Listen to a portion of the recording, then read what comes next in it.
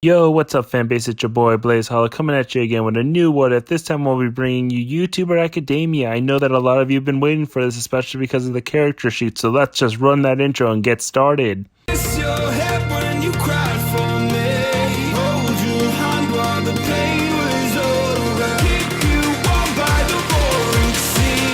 You meant the world to me.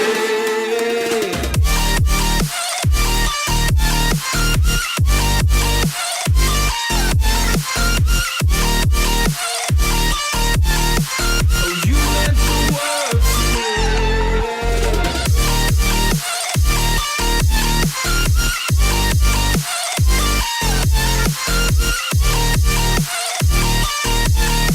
Oh, you meant the world to me.